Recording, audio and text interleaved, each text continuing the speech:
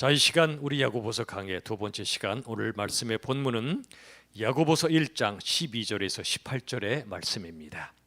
야고보서 1장 12절에서 18절까지 말씀 제가 받들어 읽을 때 오늘 우리에게 주시는 하나님의 말씀으로 받기를 원합니다. 12절 말씀입니다.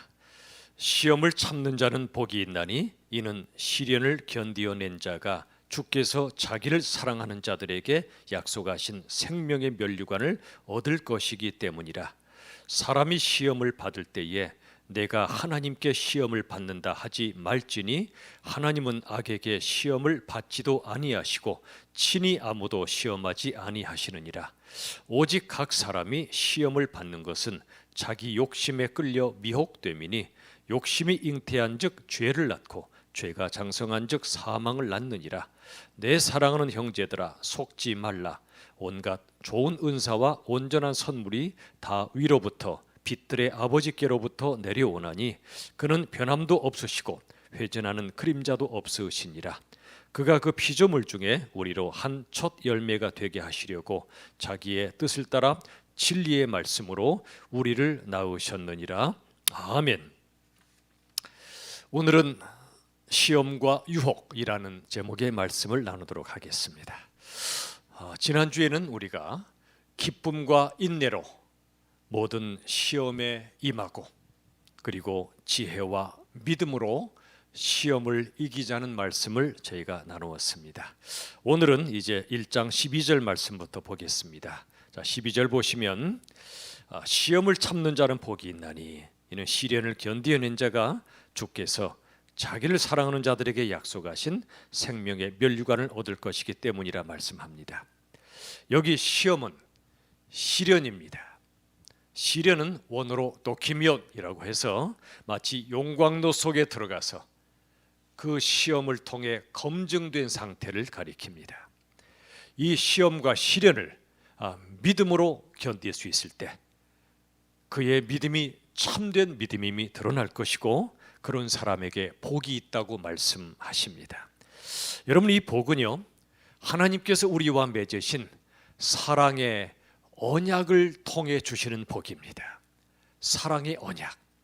여러분, 12절 중반절 다시 보시면 주께서 자기를 사랑하는 자들에게 라고 써 있습니다. 하나님이 생명의 면류관을 주시는 대상은 자기를 사랑하는 자들에게, 즉 하나님과의 사랑의 언약을 맺었고 하나님의 사랑을 받으며 또 하나님을 진정으로 사랑하는 그 자들에게 하나님께서 복을 나리신다고 말씀합니다. 면류관을 주신다 말씀하십니다. 여러분, 한 가지 우리 인생에서 또 신앙생활에서 중요한 것이 있습니다. 우리가 삶 속에서 당하는 모든 시험은요, 결국 사랑의 시험입니다. 사랑의 시험. 모든 상황 속에서 하나님을 더욱 사랑하느냐 아니면 하나님 아닌 것들을 더욱 사랑하느냐, 그 사랑의 시험이란 말입니다. 하나님께서 아브라함에게 사랑하는 독자 이삭, 그 아들을 바치라는 시험을 주셨죠. 그런데 아브라함은 결국 이 시험을 통과했습니다.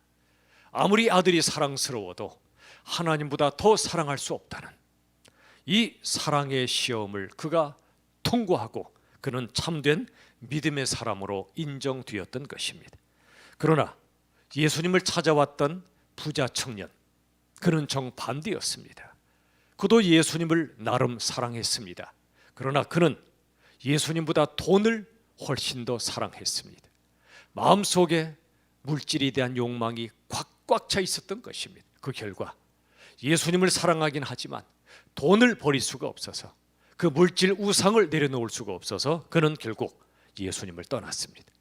이 사랑의 시험을 통과하지 못한 것입니다. 우리는 어느 쪽입니까?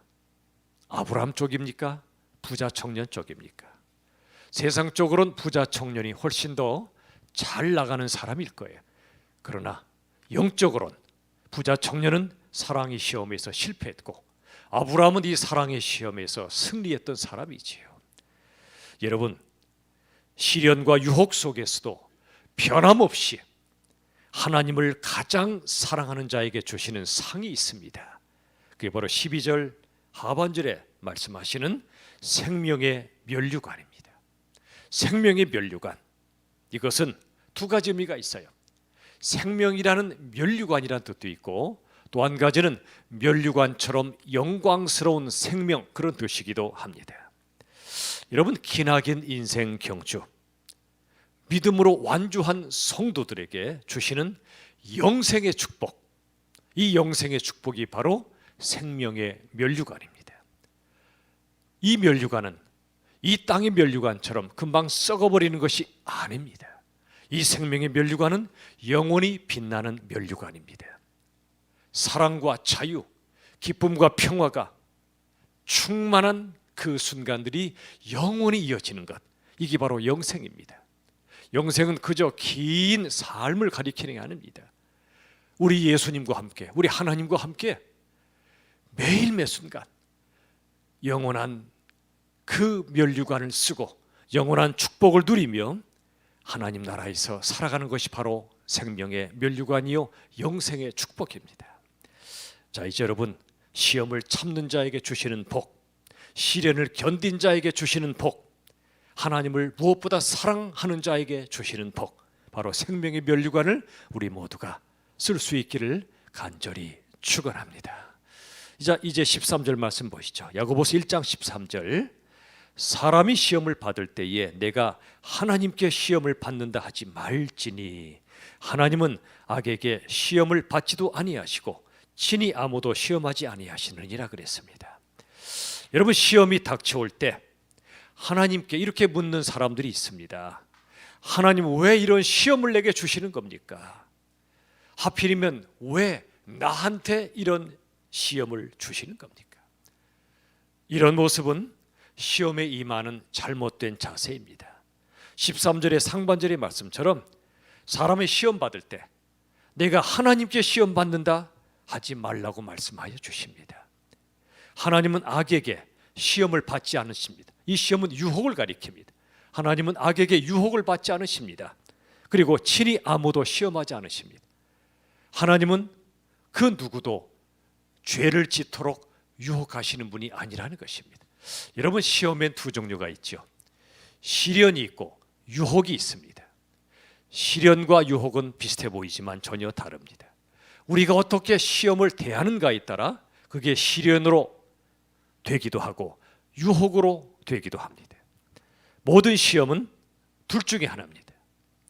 하나님께서 우리를 단련하시고 연단하시는 시련이 될 수도 있고요, 아니면 사탄이 우리를 죄로 몰고 가는, 즉 유혹의 기회가 될 수도 있습니다.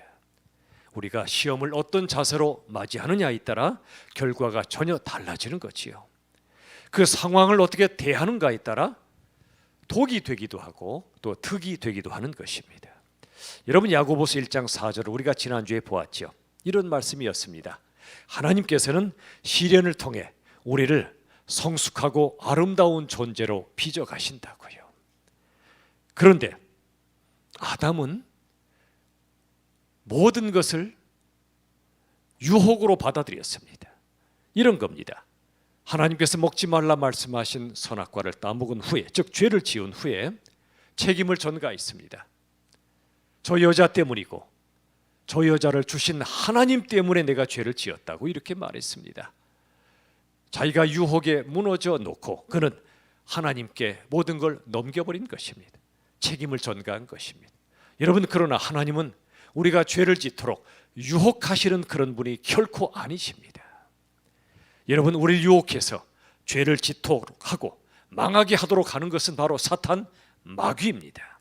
자, 야고보서 1장 14절 말씀 보시죠. 14절, 오직 각 사람이 시험을 받는 것은, 이 시험은 외적인 유혹을 가리킵니다. 그 다음 보십시오.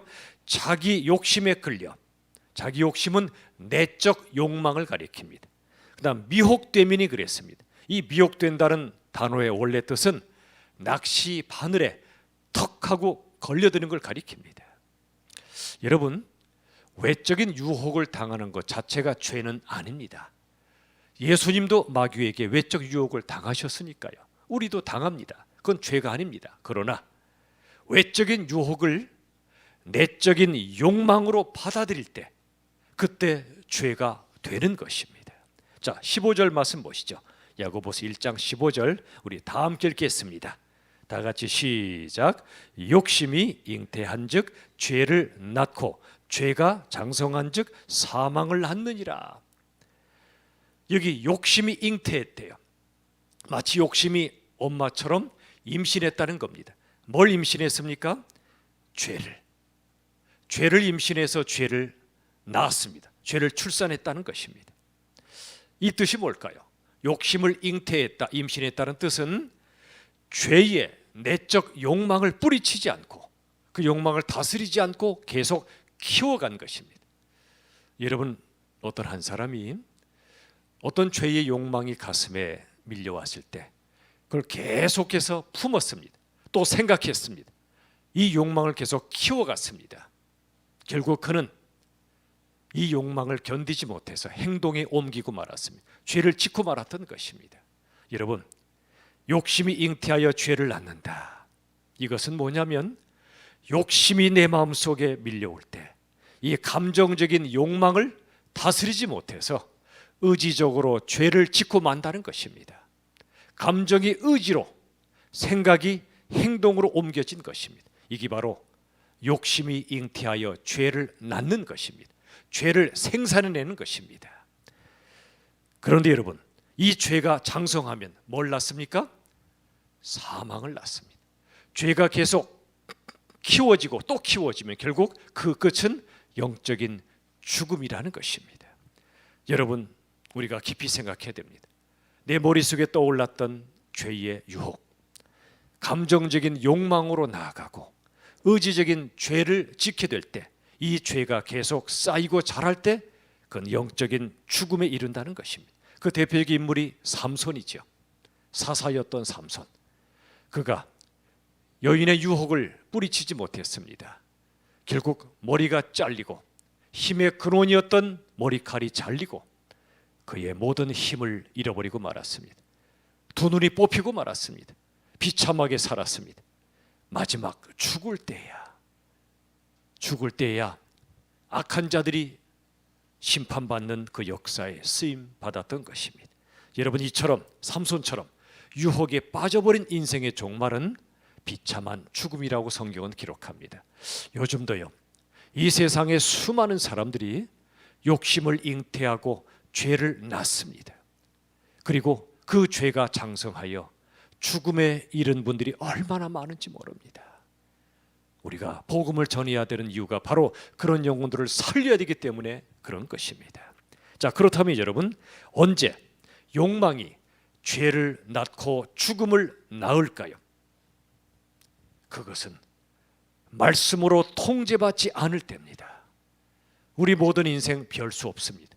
말씀으로 통제받지 않으면 죄를 안 지을래야 안 지을 수 없는 게 인생이지요.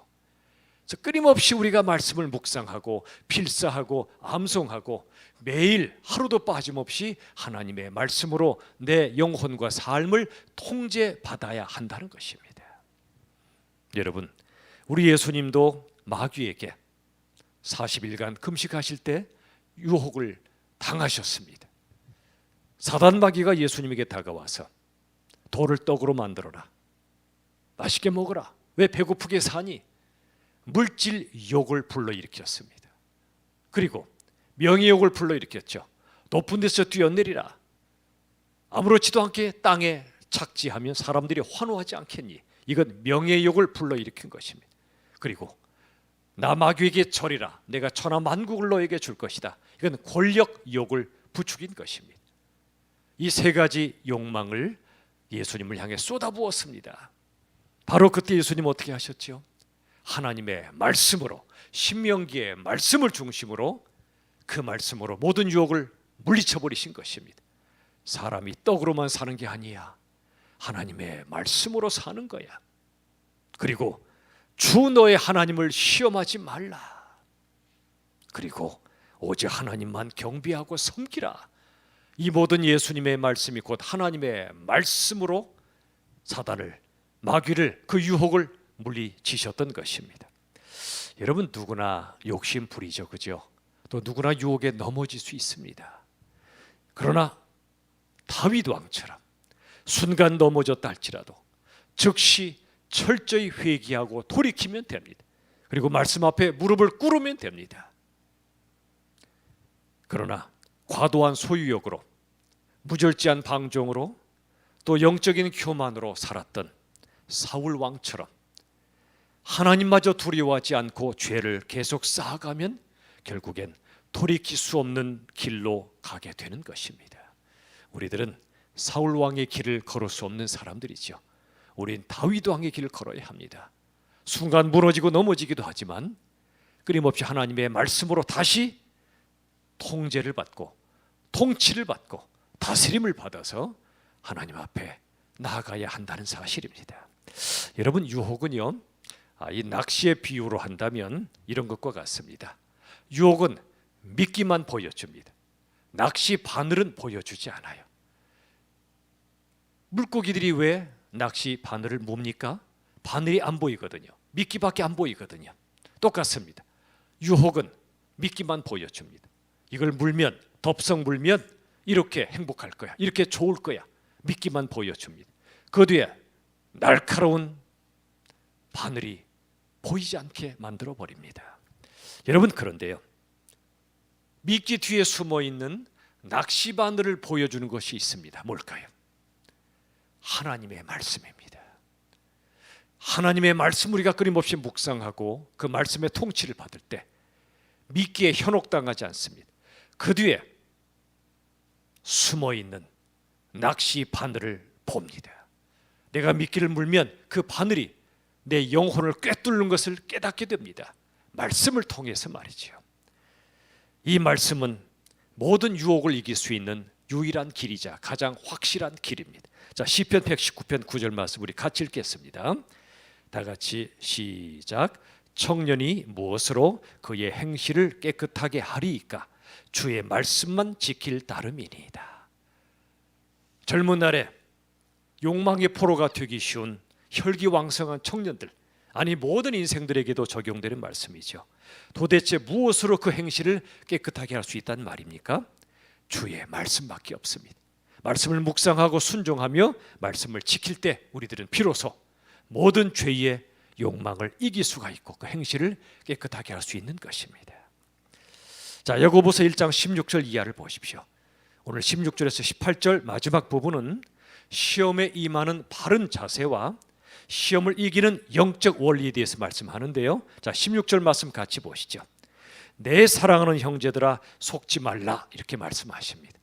속지 말라. 물론 사람에게도 속으면 안 되죠.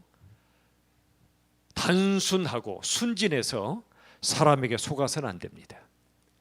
여러분, 영적인 단순함은 필요합니다. 주님께 초점을 맞추는 영적 단순함. 그러나 생각이 단순하고 순진해서는 안 됩니다. 속아버리기 쉽습니다. 이처럼 속지 말라는 말씀은 어리숙하여 사단의 괴계에 또는 사람들의 속임수에 넘어가지 말란 뜻입니다. 또는 내 스스로 나를 속이지 말란 뜻도 있습니다. 이건 위선입니다. 나를 속이는 것, 이게 사실 거짓의 출발점이죠. 그러지도 말라고 말씀하십니다. 여러분, 이 속지 말라는 말씀은 결국 사탄의 속임수에 빠지지 말라는 뜻입니다. 창세기 3장에 사탄은 또 마귀는 하와를 속였지요. 하나님이 금지하신 선악과를 따먹게 했지요. 이렇게 속였습니다. 이거 먹으면 너의 눈이 밝아질 거야. 하나님처럼 될 거야. 그러니 어서 먹어. 하나님이 따먹지 말라고 한 것은 네가 하나님처럼 될까 봐 그랬던 거야. 걱정하지 마. 어서 먹어. 그리고 너 말씀대로 살면 쫄딱 망할 거야. 그러니 욕심 부려야 네가 원하는 걸 얻을 수 있어. 네 삶을 누릴 수가 있어. 어서 욕심내. 어서. 이게 사단 마귀의 속임수입니다. 여러분, 우리가 이 속임수에 넘어가서는 안 되겠죠. 그래서 오늘 16절에 말씀하기를 내 사랑하는 형제들아 속지 말라라고 말씀하신 것입니다. 우리도 매일 속아서는 안 됩니다. 수많은 광고들이 이것을 사면 네 인생은 행복할 거라고 얼마나 속이는지 모릅니다. 우리가 정직하고 지혜로운 그런 소비 생활을 해야 되겠죠.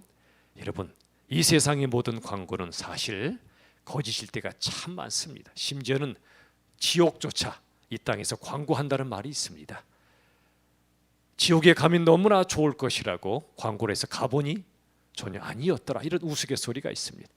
여러분, 이 땅의 수많은 광고들, 어쩌면 그걸 가져야만 행복해진다고 하는, 심지어 하나님이 없어도 이것만 있으면 행복해질 거라고 하는 환상을 심어줍니다. 그러나 여러분, 적절한 소비, 지혜로운 소비는 참 좋은 것이지만 과도한 소비, 욕망의 소비는 우리가 절제해야 되는 것, 이유 중에 하나가 이 세상에 거짓된 정신이 그 속에 담겨 있기 때문에 그렇습니다. 여러분, 말씀대로 살면 쫄딱 망할 것이다, 정직하게 살면 손해보고 그렇게 살아낼 수 없을 것이라는 사탄의 속임수에 우리와 우리의 자녀들이 속아 넘어가서는 안 될 것입니다. 말씀대로 살면 그 인생은 하나님이 책임져 주심을 우리 모두가 믿을 수 있기를 바랍니다.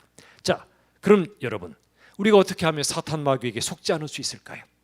우리의 실력으로 안 됩니다. 어떻게 해야 되냐면 하나님이 어떤 분이신가를 정확히 알아야 합니다. 이 말씀이 17절에 나옵니다. 자, 보십시오. 17절 말씀.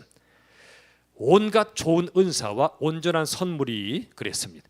여기 은사란 말과 선물이란 말은 결국 똑같은 뜻을 갖고 있어요.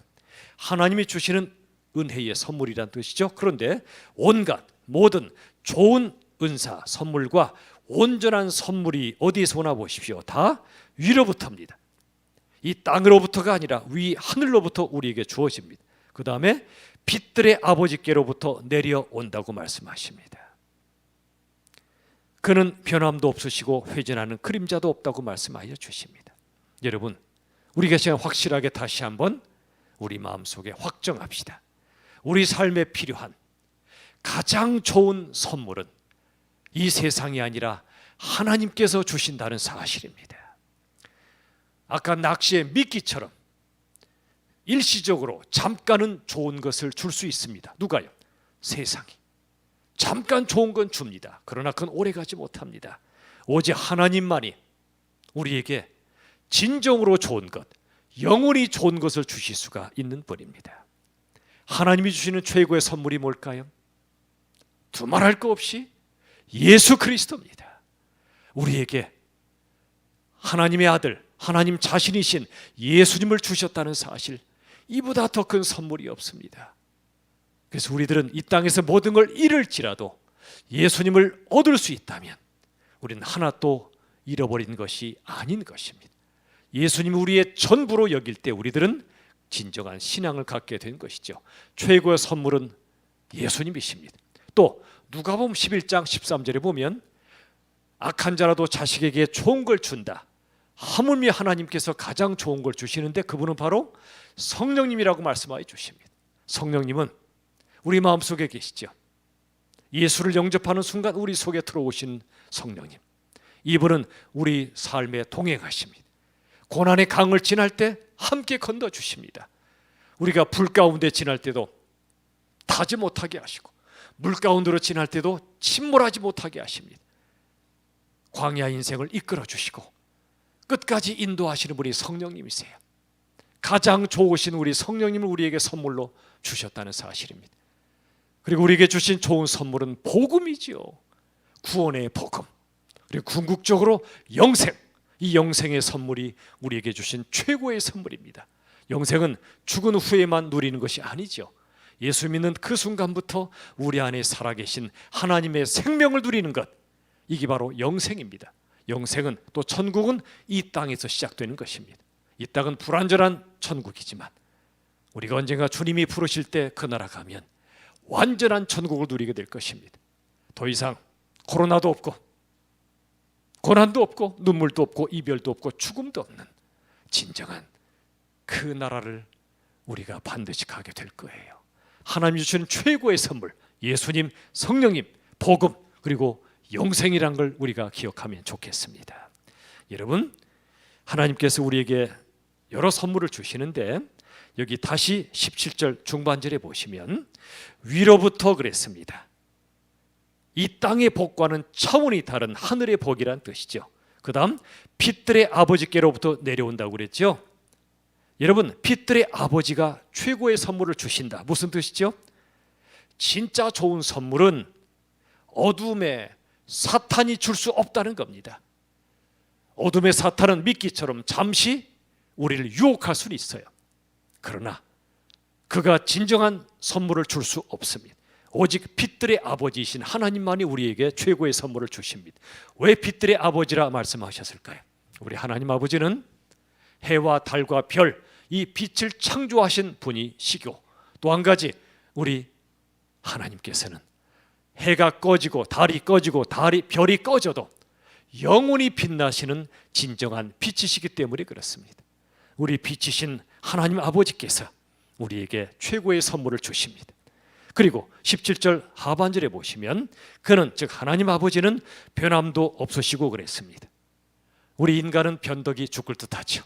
조변석계, 얼마나 자주 바뀌는지 몰라요. 그러나 우리 하나님은 어제나 오늘이나 영원토록 동일하신, 참으로 신실하신 우리 주님이시고 우리 아버지십니다. 그리고 17절 마지막에 보시면 회전하는 그림자도 없으시다고 말씀하시죠. 회전하는 그림자가 뭡니까? 태양이 움직이고 지구가 움직일 때 그림자가 회전하잖아요. 밤낮으로 변하지요. 그러나 하나님은 그런 분이 아니십니다. 그림자가 없는 온전한 빛이시자 절대로 변치 않으시는 영원하신 우리 주님, 우리를 향하여 약속하신 건 반드시 이루시고 우리 인생을 책임져 주시고 끝까지 영원토록 인도해 주시는 우리 신실하신 하나님만을 의지할 수 있기를 간절히 바랍니다. 자, 마지막 18절, 야고보서 1장 18절 말씀 보십시오. 그가 그 피조물 중에 우리로 한 첫 열매가 되게 하시려고 자기의 뜻을 따라 진리의 말씀으로 우리를 낳으셨느니라 그랬습니다. 이게 마지막 단어가 뭐죠? 우리를 낳으셨느니라 그랬죠. 아까 인간의 욕심은 죄를 낳고 그랬죠. 결국 사망을 낳습니다. 사단도 출산합니다. 욕심도 낳습니다. 죄와 죽음을 낳습니다. 그러나 하나님께서는 말씀으로 우리를 낳으십니다. 거듭나게 하신다는 뜻이죠. 새 생명으로 다시 태어나게 하십니다. 그래서 첫 열매가 되게 하십니다. 자, 18절 다시 보세요. 그가 그 피조물 중에 우리로 한 첫 열매가 되게 하시려고. 이게 첫 열매는 새롭게 창조된 존재를 가리키지요. 말씀과 성령으로 다시 태어나게 하신 것이지요. 여러분, 이 하나님께서 첫 열매가 되게 하시려고 자기의 뜻을 따라 그랬습니다. 하나님의 주권적인 뜻, 하나님의 은혜를 따라 그런 뜻이죠. 우리를 진리의 말씀으로 낳으셨다고 말씀합니다. 사랑하는 여러분, 우리는 거듭났습니까? 성경은 말씀합니다. 우리들은 물과 성령으로 거듭난다고요. 우리 요한복음의 말씀을 통해 또 에베소서의 말씀을 통해 하나님께서는 우리를 물과 성령으로 거듭나게 하십니다. 이 물은 하나님의 말씀을 가리킵니다. 말씀이 우리의 죄를 깨끗이 씻어줍니다. 복음의 말씀이, 십자가 복음의 말씀이 우리를 씻어줍니다. 이게 물로 우리를 깨끗하게 하는 거죠. 그 다음에 성령으로 우리를 거듭나게 하십니다. 여러분, 이 말씀과 성령으로 다시 태어나게 하셔서 새로운 존재로 재창조해 주시는 하나님의 은혜, 이 역사가 지금도 진행되고 있습니다. 여러분, 우리 안에 욕심은 죄와 죽음을 낳지만 우리 안에 살아계신 하나님의 말씀과 하나님의 성령은 우리를 새롭게 창조해 주시고 하나님의 거룩한 자녀로, 거룩한 백성으로 나날이 새롭게 창조해 가고 계시다는 사실을 믿으시길 바랍니다. 여전히 우리는 연약하지요. 때로 죄에 무너지기도 합니다. 그러나 우리들은 다윗처럼 우리의 죄를 회개하고 다시 하나님의 은혜로, 하나님의 성령의 능력으로 우린 다시 죄를 이기는 능력의 사람으로 하나님께서 우리를 이끌어 가실 것입니다. 우리 한 사람 한 사람을 새롭게 만들어가고 계십니다. 시련을 통해서, 그리고 말씀으로 유혹을 이기게 하심으로 우리들을 새롭게 만들어가고 계십니다. 그리고 언젠가 주님이 재림하시는 그날 하나님께서 새 하늘과 새 땅을 만드실 것입니다. 새롭게 창조된 하나님의 백성들이 하나님을 찬양하는 영광의 나라, 새 하늘과 새 땅이 지금도 착착 진행되고 있고 그 나라의 완성을 향하여 우리가 나아가고 있다는 사실입니다. 오늘 또 하나님은 이 새 창조의 역사를 이루고 계시다는 사실을 우리가 기억하기를 원합니다.